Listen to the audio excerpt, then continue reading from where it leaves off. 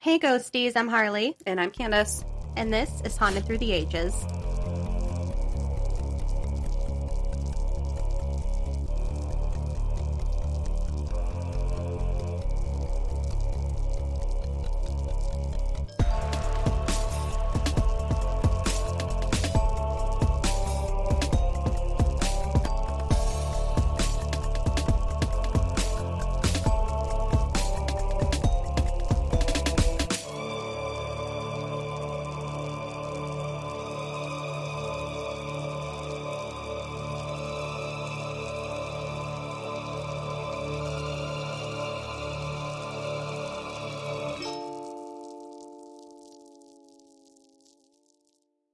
Let's redo. Want to redo?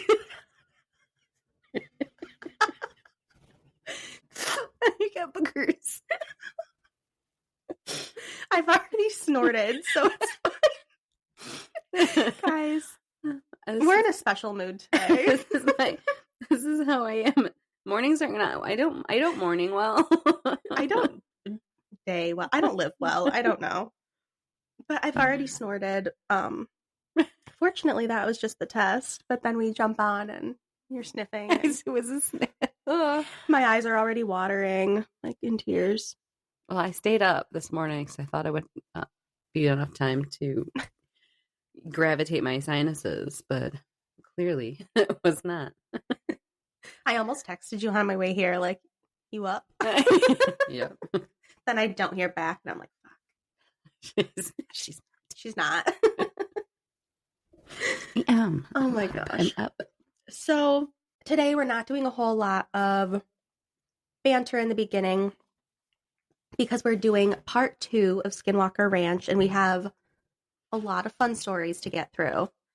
So we're just going to kind of jump into it today. If that's all right with everybody. Going in. So we're kicking it off with an article from a 1997, a magazine from 1997 called Spirit. Do you remember that? Nope. That doesn't sound familiar, unless it's like the Airplane magazine. You know, they'd have like catalogs and shit on I don't airplanes. think so. There's probably ghosty magazines out there. I just never. Ooh, I didn't think about that. Yeah, Probably. No, it wasn't a thing for me. I liked Teen Beat and Tiger Beat. Was it J16 or something? J something? There was a lot of them. Oh, loved those. Something Bob. Teen Bop. Is it? Yeah. Tiger Beat. No, Yeah. there was a lot. There was tons. They were so good. Remember back then when they were like $5? Now they're like 20. 75. God. Oh, I loved a magazine. So this article was written by David Perkins, and he actually sat down with Terry Sherman, who lived on the ranch for 2 years from 1994 to 1996 before him and his wife got the fuck out of Dodge. Ugh. And he tells his experience of living there. So this is probably my favorite story of them all. It's really good. So it says, Terry Sherman calmly told me their story. In the summer of 1994, when I was born, in the summer of I'd throw that in 1994, there, huh? Terry, a rancher and a cattle breeder, and his wife Gwen, employed for 20 years at the local bank, had found their dream ranch. The 480-acre spread was a remote little paradise. It would be a fine place, they thought, to raise their teenage son and 9-year-old daughter. They were puzzled why such a prime piece had been sitting vacant for 7 years. The land bordered the Uintah and Ouray Ute Indian Reservation and was protected by a long red rock ridge. The first signs that something was different about the place were the large circular impressions which the Shermans kept finding in their pastures. AKA, I'm thinking like crop circles. That's some Signs shit, and I don't mess with that. I don't like that. Mm-mm. I remember watching Signs when I was way too young to watch it. When it came out, scared the shit out of me. The one thing I remember, because I don't remember much of it, was them showing the guy like looks at the cornfield and you just see the alien leg walking in. Ugh. No, I don't like it. That's like the one image I have and I hate it. So one configuration formed a 30-foot triangle, and other circles were found measuring roughly 3 feet wide and 1 to 2 feet deep. The soil inside the holes was firmly impacted. About this time, Terry began having trouble with his prize breeding herd of cattle. Cows were dying under unexplained circumstances. In April of 1995, the weirdness dramatically escalated. While checking his cattle one evening, Terry saw a silent, glowing object pass over a 50-foot-tall stand of poplar trees that fringed one of their fields. A few days later, Gwen saw another unexplained flying object. That reminds me really quick. So I'm in as we record this, you guys have already heard it, but I'm in the process of editing part 1 of Skinwalker Ranch. And when you scared yourself, I was laughing so hard trying to edit this fucking episode. There were so many parts, like I had to stop editing because I was hysterical. You're welcome. It was so funny. It was really scary. It was so funny. I was dying yesterday.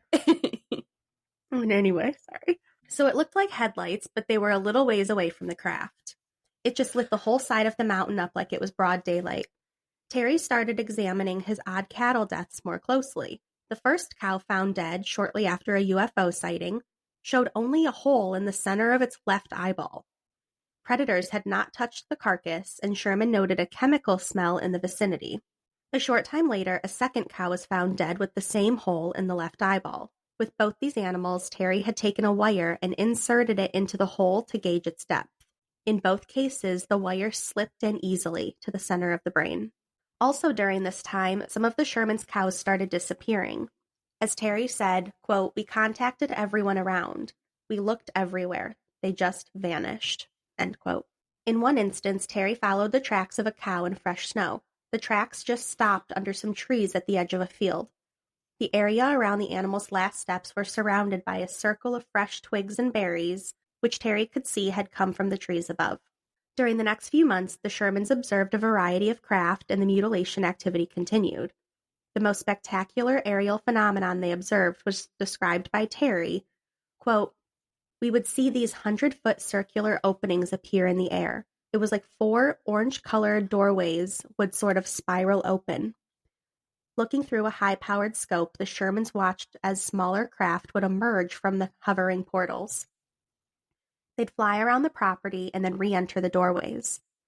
The Shermans described this stealthy, smaller craft as being about 60 by 40 feet and squarish with short wings. The smaller craft looked like they were flying a grid. They also appeared to emit spikes of light which would hit the ground. The Shermans thought this to be some sort of navigational system." Sorry.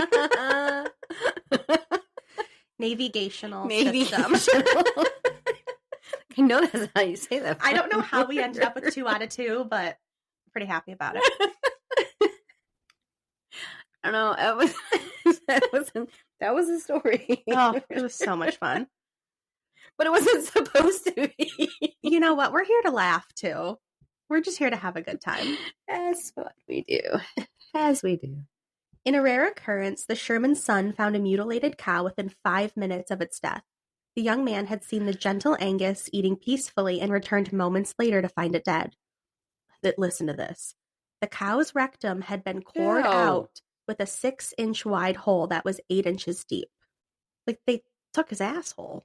I'm just trying to... I see the look on your face. So I face. immediately went to the perverse side of my brain. Well, you hear rectum, and how can you not? And you know, gored out. Like, how big was this fucking thing? 6 inches wide and 8 inches deep. Just saying. Things walking around with fucking dong. I guess so. So during that summer, Terry and his son and his nephew had heard unintelligible voices while standing in a nearby pasture. The sound, which they first assumed to be the echoes of a CB radio, seemed to emanate out of the air directly above them. As they listened more closely, they could distinctly hear 2 voices speaking in an unknown language, which Terry described as choppy, anti-halting like a cross between Russian and Native American. One voice had a deep, resonant tone, and the other was higher pitched. Terry yelled in the air, "We can hear you!" The voices stopped momentarily, and the deeper voice broke into a low, rumbling laugh.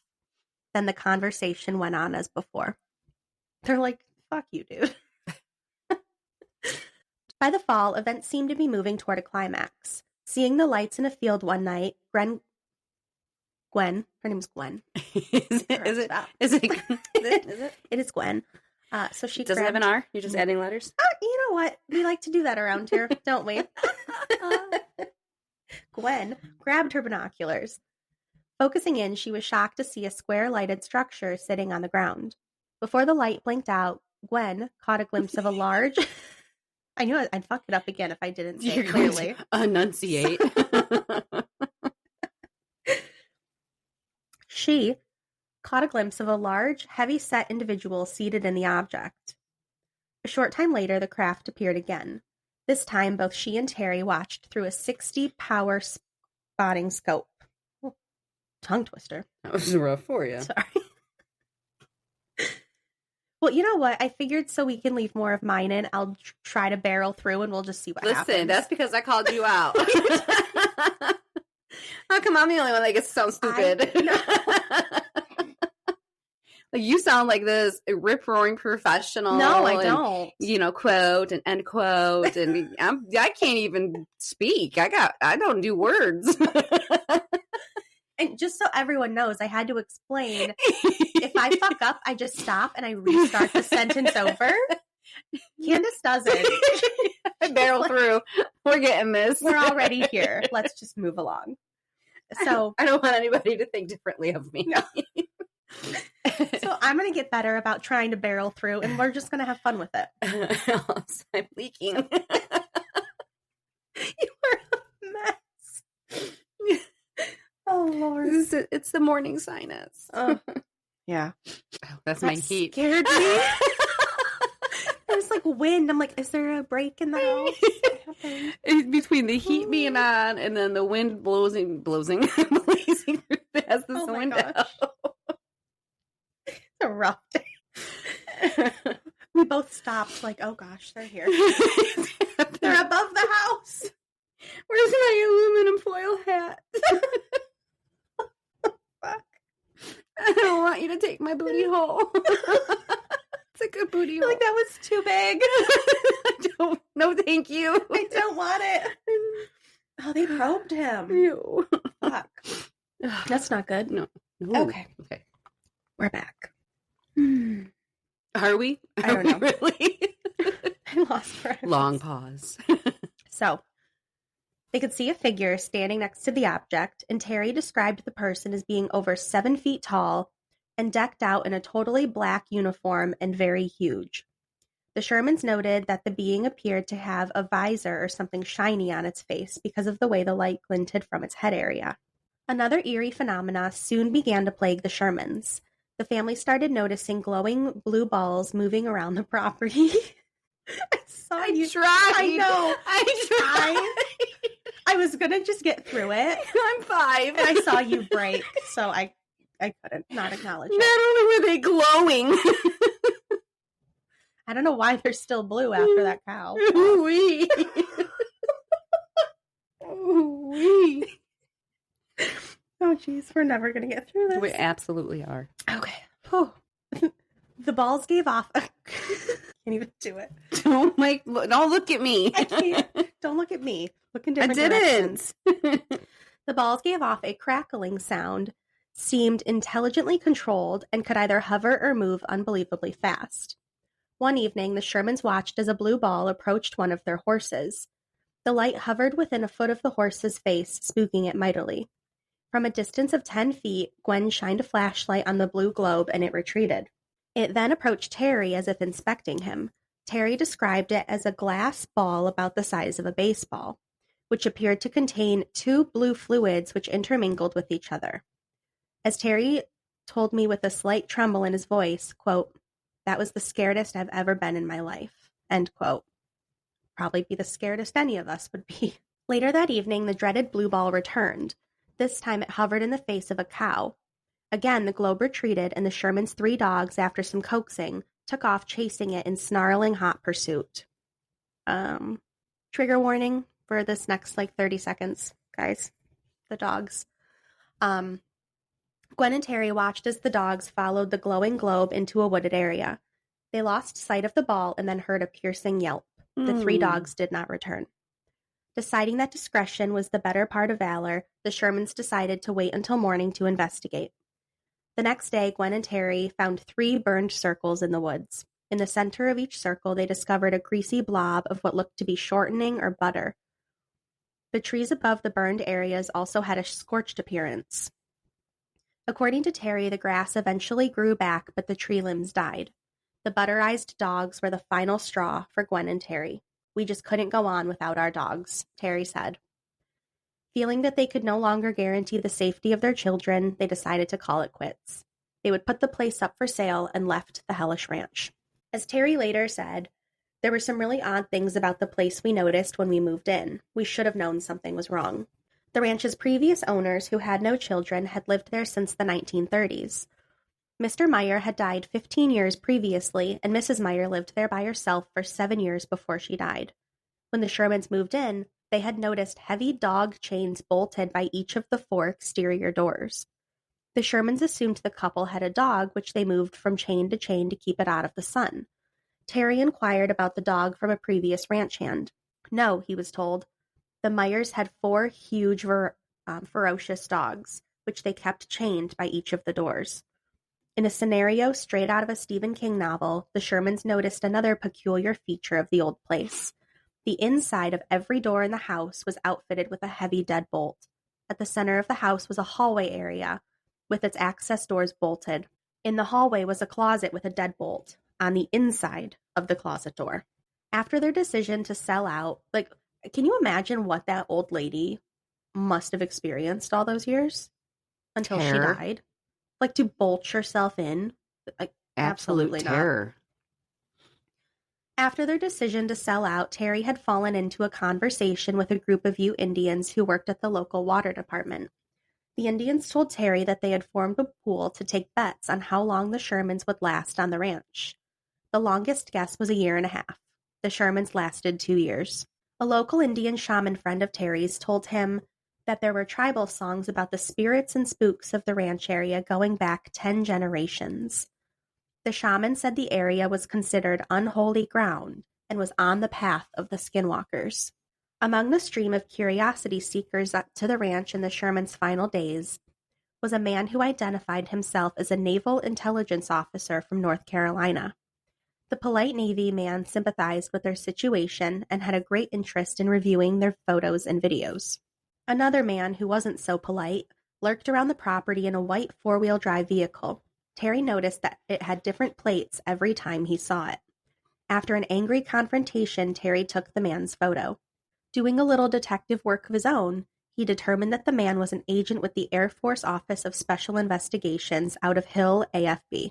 So the Shermans spent their last day on the ranch rounding up cattle. By late evening, they were bone-tired. They locked all the doors and saw their children to bed. Gwen and Terry took hot showers and then fell into a deep sleep. The next morning, they awoke to find their bedding covered with blood. They both had a 1/8 inch deep scoop mark in the same place on their right thumbs. The ranch from hell had managed to tick them one last time. Selling the ranch had posed a dilemma for the Shermans because they didn't want to put anyone else at risk, according to Terry. At the suggestion of several different researchers, the Shermans were put in touch with the Las Vegas millionaire Robert Bigelow, who in recent years had investigated substantial amounts of money in UFO-related research. In September 1996, the deal was finished. Bigelow bought the ranch for less than the Shermans paid for it, and Terry also sold Bigelow a select herd of cattle and was hired as an overseer for the operation. As part of the deal, the Shermans signed a non-disclosure agreement which barred them from making any further statements about the ranch or their experiences. Meanwhile, the Sherman family had relocated to a ranch 20 miles away. I feel like 20 miles just would not be enough for me.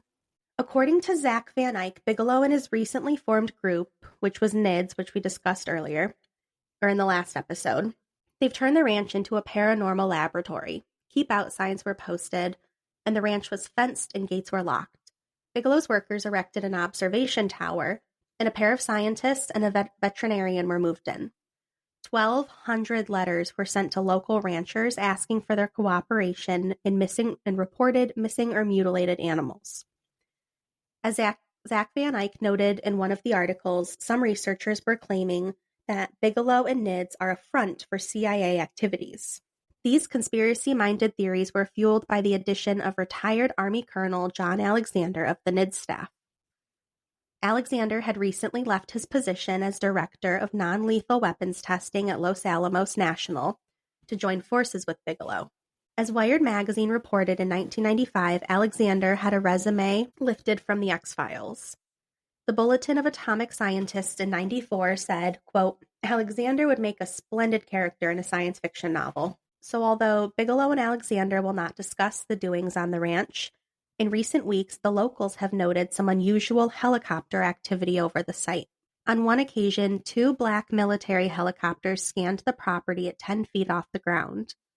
At another time, a group of 5 military helicopters did multiple sweeps at a higher altitude. At one point, a large red construction-type helicopter scoped the area, dangling a 12-foot-long black cylinder beneath it. Meanwhile, down at the water department, the local Utes are starting another betting pool on Bigelow's venture. As one of them said, quote, they're dealing with something they can't even dream about. No, and you don't want to. Yeah. So this next story is a quick one of a man who was in the mountains that are at the ranch, and he saw aliens up to some sketchy business. He said, back in 76 or 77, when I was 7 or 8 years old, my dad took the whole family on a hunting camping trip back in the Uintah Mountains. It was the opening of deer season, and the weather was beautiful. Well, that night, sitting around the campfire, one of my brothers said that he needed to go to the outhouse, and because of the risk of mountain lions and other creatures, a group of us went. The outhouse was a short distance from camp, and a path to it was through a thicket of trees, located on top of a ridge, overlooking a gully that went back around 2 miles or so. Anyway, my brother pointed out an area that was lit up about 1.5 miles away, and you could tell it was a building, and there were 2 crafts landed, one on a landing pad on top of the building, and the other was on a pad in front of the building. Plus 2 others were hovering just above the area. The crafts had lights around the edges that were flashing multicolored. My dad sent myself and my brother back to camp to get his binoculars, and when we returned, we all took turns watching them as humans in both military uniforms and solid-colored jumpsuits, which were red and yellow, along with short grays, tall off-white, and reptilian aliens were unloading and loading crates and boxes which were on carts that hovered. They didn't have wheels at all. We figured that the humans probably switched out also. Anyways, once the 2 that were landed were finished, they would close up by drawing up the ramps and rise above the area, and in the blink of an eye, they were gone. And the 2 waiting would land, and then instantly, 2 more would be hovering above. We watched this for a little over an hour, and I remember my dad telling us to not say anything to anyone about it, ever. Said there would be consequences if we did. So we're moving from aliens for this next story into some really weird lore. So I don't know who wrote this one either, but it was linked on the website, and I cut a lot of the story that didn't seem to matter as much, so I kind of pieced it together. When we made our excursion into Dark Canyon, we passed up the newly established Bottle Hollow Resort, recently constructed by the Ute Indians abutting the Skinwalker Ranch. The name Bottle Hollow came about in an unusual fashion. In the late 1800s, soldiers from nearby Fort Duchesne, forbidden to drink on the post, traveled to the nearby strip to obtain alcoholic drinks. On their way home to the fort, they would toss their empty bottles into a hollow, which soon filled up, gaining its name, Bottle Hollow. You're going to mess that up. Like, you're going to say that enough times, you're going to mess it up. I know you are. I'm just waiting. I would have already messed it up. You're right. I will. I fucked up enough today. It's going to be all right. It's going to be perfect because I predicted it. Well, let's see how I do here. Among the many other attractions of Bottle Hollow Resort was a reservoir. Today, the reservoir covers some 420 acres and is a popular fishing spot. The reservoir has a mysterious legacy of its own, one that seems inextricably linked to the Skinwalker Ranch. The Utes have long believed that Bottle Hollow is inhabited by one or more large aquatic snakes. something akin to the sea serpent legends that are attached to other, much older bodies of water around the world. Eyewitness reports of serpent sightings in the reservoir date back almost to the time when Bottle Hollow was first filled with water. One eyewitness was a tribal officer who said, quote, "We used to see these things crawling around in the water that looked like giant snakes. It would swim straight down from the marina and go all the way down to the bottom end. You could see it on moonlit nights. I seen that. Well, everybody, the other guys have seen that snake in there too." Tribal police officers say an inordinate number of drowning cases have occurred in Bottle Hollow over the years, and at least some of them are unofficially attributed to the presence of the mystery snake. One case that was investigated by police involved the death of a Ute woman who was swimming at night with a male companion. Witnesses on the beach said the woman screamed that something in the water had grabbed her and was pulling her under. Her companion told officers that he dove under the water and grappled with the huge snake in an effort to free the woman, but she was dead by the time he got her back to the surface. Obviously, there are other potential explanations for what occurred that night, but the witnesses on the beach supported this version of the event and investigators took the report seriously. There are also numerous accounts of strange lights that have been seen entering and leaving the waters of Bottle Hollow. In 1998, a police officer reported that he saw a large light plunge into the middle of the reservoir and then quickly exit before flying away in the night sky. The witness did not remember whether the object made any kind of splashing sound during its entry or emergence from the dark water. In 2002, 4 young men said they had recently been on the beach with their dates when a blue-white ball of light flew out from the darkness from the direction of Skinwalker Ranch. The glowing ball dove into the water just a few feet from the shore, then emerged seconds later. The mystery object had changed its shape while submerged. From the original ball shape that entered the water, it emerged as something resembling a shimmering, maneuverable, belt-shaped shaft of light. After performing a brief writhing aerial dance, the belt of light zipped away at a high rate of speed, hugging the ground before disappearing below the top of Skinwalker Ridge. The foregoing leads to another Ute legend closely related with bodies of water. These are called water babies. No, they're not. No, they're not. You don't want to come into contact with one of these little fuckers. Even prior to their removal from the Utah Valley to the Uintah Reservation in 1865, the Utes maintained that water babies existed in Utah Lake. The Ute Indians told stories of a mysterious race of dwarves who lived in the lake. Stop. Yeah. It gets worse. They referred to them as water babies because of their clever tactics in luring people to their deaths. They would make sounds very reminiscent of crying babies, and concerned people would take off into the lake in an effort to locate and rescue the endangered babies within, only to be dragged down into the depths of the nefarious water babies. Mm-mm. Don't fucking touch me. You know, that's why people right have off. that fear of the little people. Mm-hmm. Yeah. Mm-hmm. Oh my gosh. Yeah. No, it's true though. I feel like there's 2 people. There's the people that are fear them, and also there's the people that they're a bucket list. Oh my. Amen. Also, that sounded like me. It's not me, but I know what you're referring to. If you guys do not watch Brad Williams, He's so great. He's so fucking funny. So great. We love him so much. Please go watch him. His stand-up is... It's on YouTube. I can't find it perfect. anywhere else but YouTube. Oh, he's so great. I can't believe he doesn't have a Netflix special. He should. He needs to. He is so talented. So funny. But he talks, where this comes from, he talks about people having fears of little people, and as a little person, how he reacts to it, which is... He runs at them screaming. Go watch the John Stamos bit, guys. It's the best. It's so funny. Love him. And you know what? Not gonna lie, he's pretty fucking cute too. He is very handsome. He's a very good looking guy. Yeah. Oh, he's so funny. Anyway. So if one managed to escape the clutches of the devilish dwarves... You're seeing it now. I'm just picturing him now, like, attacking people. And the fight he describes in the bar with his girlfriend. Oh, I can't get through this today. My gosh. Okay. If you managed to escape, you wouldn't be in the clear. A huge, predatorial, man-hating monster also lived in the lake.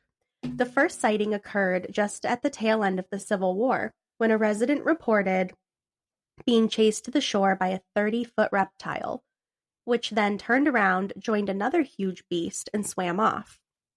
Shortly after, another man claimed to see a huge reptile with the head of a dog patrolling the waters of the lake. In 1870, some fishermen found a large, strange skull with tusks protruding from it in the water. Sightings occurred steadily throughout the late 1800s through the 1920s before they died down. Utes also believed in something called Powapix, who came in various shapes and sizes. Most Ute accounts agree that they had long black hair and cried like infants. However, some Utes described them as either being as small as a man's hand or as large as a 3 or 4-year-old child. You are small enough to be punted. Like, don't. No. No. Well, I forgot about this part. Sometimes they even appeared in the shape and size of an alluring, full-grown woman. Sounds like a siren to me. Yeah. In one story, a young man went to the river and watered his horses. He felt overcome with fatigue and went to sleep on the banks of the stream. That's not safe. No, it's not. Well, when he awoke, there was a nice lady lying beside him. Oh, I love that. When he opened his eyes and saw a seductive woman in a green dress lying next to him, he fell in love with her. And she coaxed him to go with her under the water to meet her people. Oh, God. His family never saw him again. Fucking idiot. Dumbass. But where'd the horse go? Oh, shit, I don't know. He probably took off. He's smarter than a man. Obviously. My goodness. All you do is see a pretty lady. You're done for. Careful, the boys. John Duncan, a Ute whose Indian name was Red Sunrise, so pretty, related a story of a water baby. There used to be water babies in the water down near Vernal. They cried like babies. They were about the size of a 3-year-old child. One boy did not believe the tales of the water babies. He wanted to see one. He would not believe what his family told him. He did not know these water babies were bad. John Duncan went fishing with the boy. They saw a water baby nearby which was drying. The boy wanted to go back and look at it, but John was frightened and did not want to go. The water babies were on a flat rock. They had long hair. When the boys came near, they dived into the water. The hair floated on top. That image is so gross. When the water babies went under the water started to rise and the boys ran away. That was the only time John saw water babies. There's also a Moon Lake monster. So this place is just fucking crawling with creatures, apparently. In an interview with Roger Bolton, he related the following story. It was a cold, moonless night when the young warrior awoke to the strange echoes of the night. He quickly began to start his fire and make sure that his weapons were close by. As he listened to the strange noises, he kept thinking he heard water babies crying out at the water's edge. But he thought it couldn't be because he had seen no sign of anybody around the Green River area. The young warrior began watching the water to see what was making the crying noise. He then remembered a story his grandfather had told him before he left to find himself and to prove his manhood. Sorry. Can only imagine how he's finding his manhood. I don't know. Found it. Beware of the weepings and wailings that you hear at night, especially by the water's edge, for the water babies will pull you in and take you to their underwater village, never to return. Being young and full of adventure, he thought to himself, I'll go and see what is really making the crying noise, for I do not believe these stories of these so-called water babies. They can't pull me into the river, never to be seen again, for I am a strong and good swimmer. He went down to the Green River's edge and began scanning the water, until at last he thought he saw something floating. He began to wade out into the water, and when he felt something grab his leg and pull him under. A million thoughts raced through his mind, but the one that was most important was air. He began fighting the thing that had his leg. Finally, it spoke to him, saying, My name is Antero. I am a water baby. I have come to take you to my house, which is down deep. Antero was small, about the size of a 2-year-old. He had long black hair and wore a beaded breechcloth around his waist. Seeing that he had no choice but to go, the man said to Antero, I will go with you if you will let me go to the surface and get some food and some air to fill my lungs. Antero agreed to this. He's reasonable. I mean, yeah. But when the man reached... They're bargaining. Yeah. But when the man reached the surface, he very quickly began swimming to the shore. He jumped out of the water and ran to his rifle and bow and arrows. He began shooting at Antero, but he couldn't kill his opponent, so he quickly left the place and went downstream to where he thought the water babies wouldn't find him. We'll go further down the river. It's fine. They can't get me over here because the water's not as deep. Here he set up camp again and went to sleep. This fucking idiot. Honestly, deserved. I know what I'll do. So dumb. This next one was an old Ute Indian named Was, and there's a lot to the story, a lot of background. I cut it all out. So long story short, Was had to pull a gold bar out of the water in this area. He said that just as he pulled the gold bar onto the shore of the lake, there was a large splashing sound at the far end, which garnered his attention. He saw what he described as a monster swimming rapidly towards him. It resembled a huge snake, 4 or 5 times larger than a man, with fins on its back and a forked tail. The monster swam furiously towards him, he said, and I asked what he did. His reply was awry. I ran like hell. He hesitated briefly, then smiled and said, I took the gold bar with me. To prove his story, Was later showed me the gold bar, which weighed 85 pounds and had several Spanish symbols carved into it. And if you heard the beginning of the story, the gold bar was from Spanish miners, so that's how he proved it. Was also made the following statement, quote, White people say that the Skinwalker is just an Indian legend. Indians say maybe white man's religion is just a legend. Skinwalker is real. Skinwalker has killed many of my people. We all the time protect ourselves from him. My people never go where he lives, because when they leave that place, the curse follows them and kills more people. That is my belief. That is what I know. Okay, so we're going to go to another story, and this is, if you guys remember from last episode, Thomas Winterton, he was the superintendent of the ranch we talked about, who had experiences in his house, and his daughter saw the black shadow figure. His cousin, Dean, actually has a couple of experiences both on the ranch and when something followed him home. So we're going to cover that next.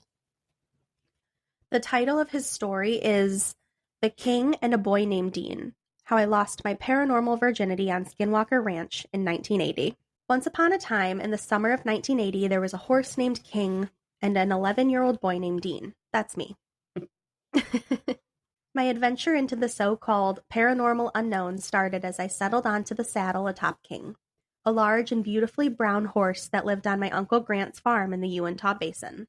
My mother and brother were there that week visiting with my uncle, aunt, and cousins, far away from Salt Lake City where we lived. That summer morning, it was my turn to ride King alone, anywhere on the farm that he would take me. I loved riding with him across the tall hayfields and through the grazing cows, with the unforgettably majestic backdrop of the tall red rock mesa nearby.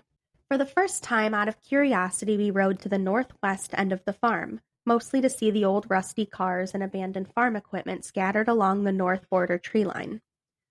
Back in 1980, no one could have even imagined that 14 years later, the adjacent property within a rock's throw of me, would later become the infamous paranormal Disneyland when it was purchased by the Sherman family in 1994. Nor could I have anticipated that my name would be associated with it from the very first news article up until right now, with you here reading my story.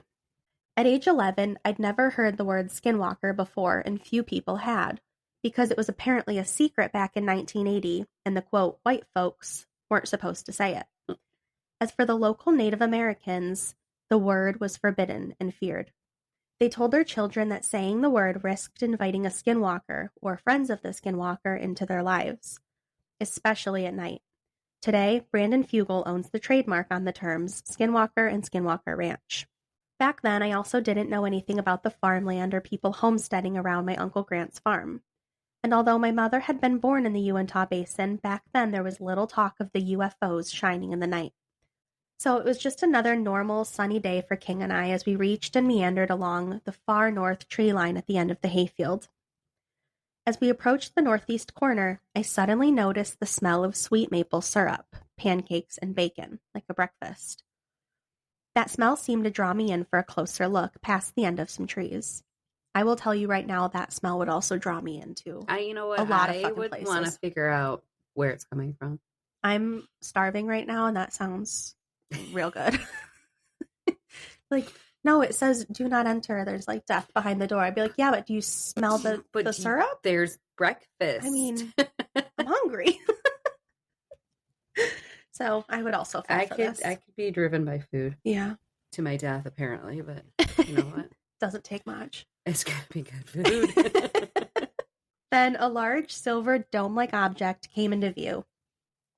It was a shiny silver chrome UAP craft in appearance, about 30 to 40 feet wide, and was shaped like a bowl upside down. Standing close to this silver bowl-shaped craft with a non-human intelligent being of humanoid shape, approximately 4 to 5 feet tall, wearing a matte silver-white suit with a head cover or helmet similar looking to a hazmat suit. I did not observe any eyes. However, the being did move oddly in a non-normal human manner. I felt its presence, and it's never left me completely. At first sight, the being was kneeling and looking down at the ground, holding an object. The being didn't seem to notice us at first, but quickly stood up and looked right at us. When the being saw us staring, it paused, and then pointed what appeared to be some kind of gun. This startled me, but King remained calm, looking right at the being's direction. Suddenly, the being flashed us with a blinding set of bright-colored I'm struggling. I've reached the point where I'm on the struggle bus. Suddenly, the being flashed us with a blinding set of bright-colored lights several times. It's not a complicated sentence, so sorry. Nonstop. Here to Crazy Town. I became dazed while King remained steady as I sat teetering on his back. As I was still dazed and disoriented, the being immediately entered the craft, and then the craft lifted off in a matter of seconds. I watched as it shot off into the sky as it flew closely and directly over the Red Rock Skinwalker Ranch Mesa in complete silence. This entire close encounter with King seemed to last only several minutes at the most. As soon as the craft was gone, I felt scared, wondering what the fuck had just happened to us and where we were. Although King continued to be calm, I panicked and quickly brought him to a full gallop, rushing across the hayfields. Terrified, I made it to the homestead corral where I could give King a rest and keep myself from peeing my pants. Welcome to my life. But wait, how did you do that? Yeah. Do you have any tips? Dean, what do you know? Well, he was 11. We're not. 11. Yeah. I'll explain the immediate aftermath in my next episode post, but for now, understand that within a few days after this first paranormal experience, my mind was clouded and what had actually happened that afternoon. Apparently, I was now in good company. So I found this one on Reddit. But also no breakfast? No, you're right. You're absolutely right.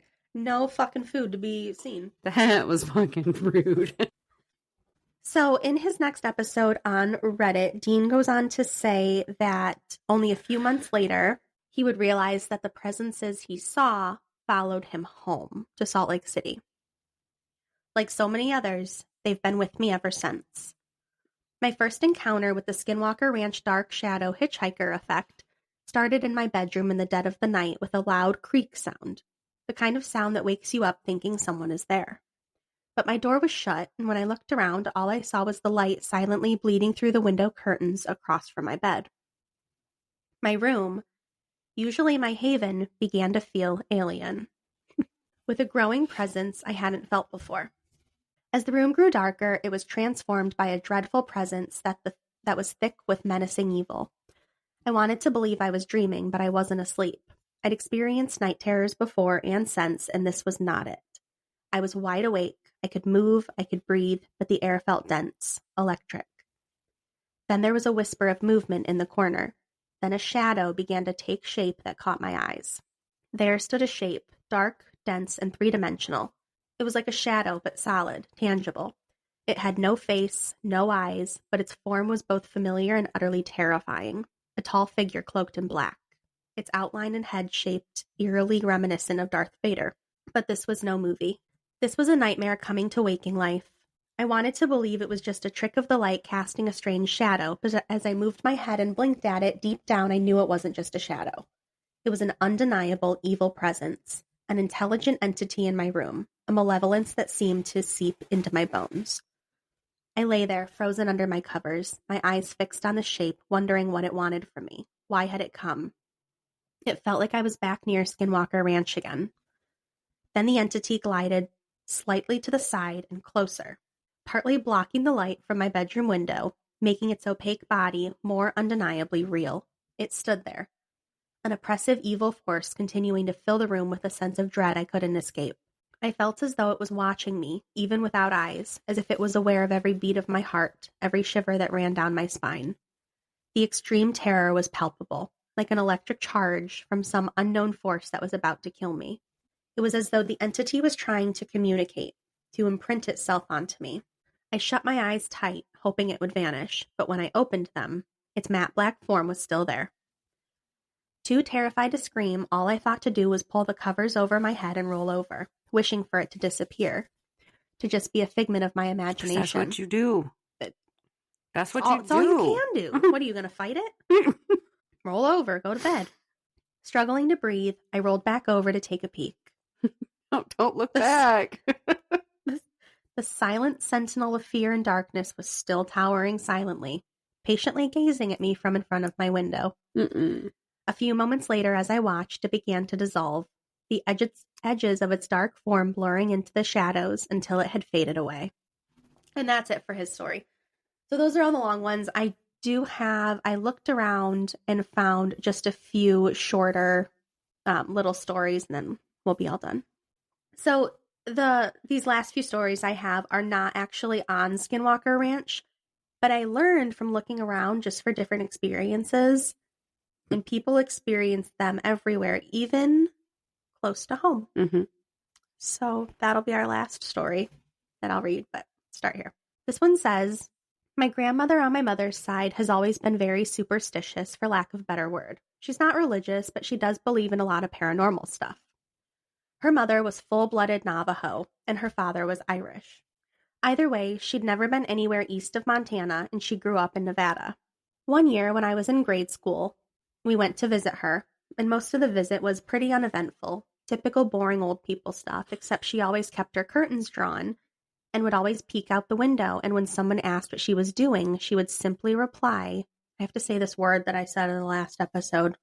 Hold on. Yenaldlushi is watching me. This went on for nearly the entire visit until a few days before we were due to leave. My grandma and my then baby brother were in the front yard that evening planting flowers when all of a sudden, my grandmother starts shouting, insert little brother's name here, get away from that creature, it's not safe. Of course, being in Nevada, we all assumed that my brother had found a scorpion or a rattlesnake. So we all ran outside to see my grandmother clutching my baby brother and shaking in terror against the side of the house. Oh, God. Standing out in the yard was a large, black, Great Dane-sized dog. It was staring at my grandmother with an intensity I'd never seen before. It looked up at us, gave a little huff, and bounded off. I don't remember if it moved unusually fast or not, but I do remember it had really deep yellow eyes. When my mother asked my grandmother what had happened, she kept repeating, the Yenaldlushi has found me. She moved a couple weeks after that. That one gave me goosebumps, like she was fucked up by that. I don't like that. Mm-mm. That one, no. I literally, like, you had me full attention, like, she's shaking the baby. This next one says, my uncle and cousin saw a large deer on the side of the road. When they got closer, it hopped over the fence like a man. One time driving back from Gallup, my dad saw an old Navajo woman walking on the side of the road, and when he slowed to offer her a ride, she took off into the plains quickly with inhuman speed. It's like some Twilight type shit. The next one says, like a Charmed episode. my uncle is Mexican and Native American. This happened in the Mojave Desert in Southern California. Oh, I bet he's beautiful. Probably. That's a good mix right there. Right. Right. I have to interrupt. Hang on. You're in La La Land over here. Like, I wonder what he looks like. Native American Mexican. Wow. Yeah. So he was, sorry for you. He was driving around with his girlfriend. Dang. Like, I know, bummer. But also, you mean, does she get taken out of the car? No. Nah. You are also married, though. I was thinking for you. Oh, God bless you. That's so nice. That was rude. Aww. So sweet. So he was driving around with his girlfriend late at night, and they saw something that looked like a huge black dog on the side of the road. He slowed down, and the dog began crossing the road. Instead of walking like a normal dog would, here I go. This thing moved like a toy rocking horse. He said it stopped in the middle. Don't stop. Stop rocking. I don't like it. Oh, no. Okay. He said it stopped in the middle of the road and stared right at them, and its eyes had a Fuck you. No. Its eyes had a red glow. My uncle is the most badass person I know, and it scared the crap out of him. Yeah. The next one says, so this happened about 12 years ago. My family owns a farm in the heart of an Indian reservation. One winter, I was home for Christmas taking care of the farm while my parents were away Christmas shopping. As I was home by myself, way late at night, and I hear all our cows freaking out. I knew it had to be the wild dogs that are rampant in the area. So I threw on some boots, grabbed a shotgun, loaded up, and head out to the field. This was a perfect scenario for a horror movie. It was cloudy, but there was a full moon, and it was breaking through the clouds just right to light up the snow. I hate this. I ran out in the middle of the field just in time to see two dogs. They were standing up facing each other and fighting. I think perfect 2 for 1. So I pump a shell into the chamber of the 12 gauge, and then it happened. The two dogs heard the rack. They both stopped, looked over at me, and ran away on their back legs. That was all in caps. Immediately, I froze, and every ghost story about skinwalkers and all the other native legends I grew up with flew through my mind. Keep in mind, I'm a white guy, and up until then, these were all just boogeyman stories the native kids like to tell to scare us. Yeah, that night, they became real to me. They're like, yeah, fucking thought. Not so much story now, huh? Guess not. Super excited for this one. It says, I was spending a month with my cousins at my grandma's house. And I'd like to tell you here, Grandma lives in Michigan. So buckle up. It was August, and my cousins' ages ranged from 10 to 15. I was the oldest, being 15. I was staying with a 10, 13, and 14-year-old. We stayed up telling scary stories often, but one night a few weeks in, we decided to make a campfire out back. My grandma's house is in a rural suburb.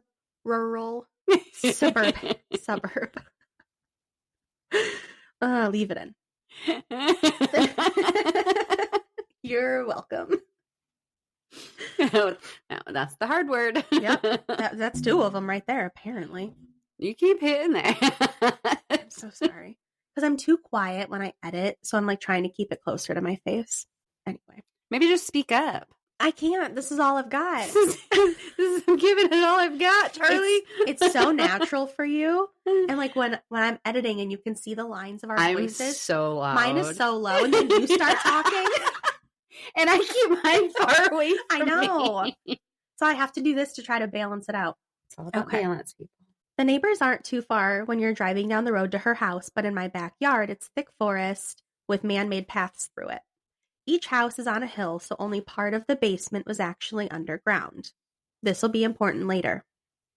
It was maybe 11 at night, and we were playing Truth or Dare after telling scary stories. and my 14-year-old cousin dared me and the 13-year-old to go walk through the paths for 10 minutes or so. I said yes right away, as I wasn't easily scared and rather level-headed. But my younger cousin was a bit more hesitant. We didn't bring a flashlight because it wasn't pitch dark yet, and we could see enough not to die. Or so you thought. We were walking through the paths for about 5 minutes and could barely see the fire through the trees when we decided to turn. In the middle of the path was a large dog-like creature, hunched over with its front hands an inch from the ground. What I remember most was how its eyes were so fucking bright white, and it was a humanoid dog shaped like a human-like head, but a dog-like body with human hands and feet. It looked right at us, and I know I was paralyzed with fear as it dashed away the opposite way from us, toward a creek that ran through the yard. My cousin and I screamed bloody effing murder, and the other cousins and my grandma ran to us. I don't remember much because I was really disoriented and I couldn't think properly, but I did wake up in bed, so I assumed that I was brought into the house. All the kids slept in the basement. That's not safe. No. In a big room with sliding glass doors to the outside, as the room was on the side that wasn't underground.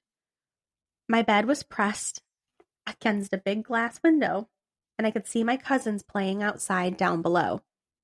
This is where he or she, I don't know, mentions the house is in Michigan, so it gets slightly chilly even in the end of August.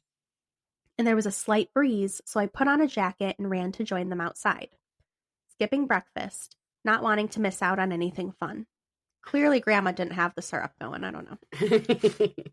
No, smell of bacon. No. Here, you get cereal. Call it a day. Oh, I do love cereal, though. It does not love me. No, I can't buy it because I'll eat it all. So it has to be one of those things like, okay, I know what I'm getting myself into. I'm going to do it. Like, it's not one of those just have it in the house. You planned a whole evening. Yeah, it has to be. It cannot stay in the house. When I got down, I could tell they weren't playing, but rather running to get my grandma. Her dogs, both of them, were dead. Ripped up. That night, we went to bed early. I woke up at maybe 2 a.m. because I felt something hit my head. Oh, God. Oh, God. My cousins were all sitting on the double bed opposite me on the other side of the room. There was one bunk bed and 2 double beds. The double beds for me and my 14-year-old cousin. They were being quiet and staring at me. The 13-year-old nodded his head toward the window, and I froze. Keep in mind, this one's directly against the window, this bed. They all looked afraid. I turned my head slightly to the side, and I saw a really messed up looking face pressed to the window with gaping eyes looking down at me. I screamed so fucking loud, and it bolted. I have literal goosebumps right now. My grandma called the police after I told her what happened, and they found nothing. I went home after that, and I've never been there during the night again. Okay, we hate that, but also... Yikes. And this is our last story here. It's another little mini one. Here we go.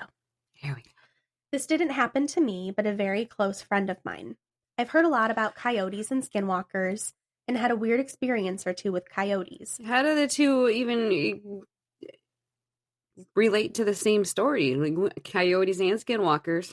Okay. Well, they can turn into them. Oh. That's what skinwalkers do. They turn into animals. Shapeshifters. Yes. So his creepiest experience was waking up to my sleeping bag being surrounded in paw prints without ever hearing them during the night. Take your ass inside. What are you doing? So stupid. Oh my God, I thought you were reading that from the story. No, that was my opinion. Get your ass in the house. Why are you outside? You're not even in a tent? That was the raw reaction. Okay. Oh, gosh. Patrick's story, however, kept me from going back to my favorite backcountry secret stash. He was leaving the area one morning. He'd been camping there a couple days and said there was a coyote that always seemed to be close by, like in his peripheral vision, but never overt. He loaded up his truck and started to drive down the wash out to the fire road. At the end of the wash, he could see the coyote following him. When he pulled onto the road, it was running next to him. Now he was freaked out, so he sped up. He was going 35 or so, and it was running right along beside him. When he looked back, the coyote was running on 2 legs, and was wearing what Patrick said looked like buckskin pants.